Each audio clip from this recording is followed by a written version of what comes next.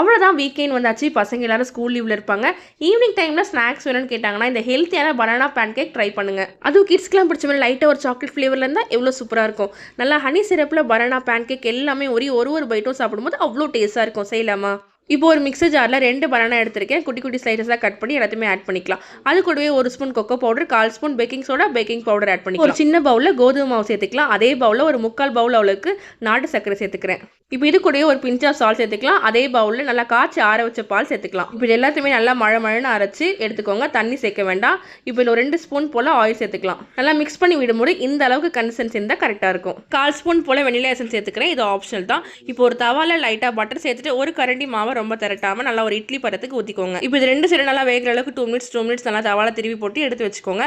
இது கூடவே கொஞ்சம் sliced banana and honey dip பண்ணி கொடுத்தீங்கன்னா செம்ம டேஸ்ட்டாக இருக்கும். ட்ரை பண்ணி பாருங்கள். அண்ட் மறக்காமல் நம்ம சேனல் சப்ஸ்கிரைப் பண்ணிக்கோங்க. நாளைக்கு ஒரு ரெசிபியில் பார்க்கலாம்.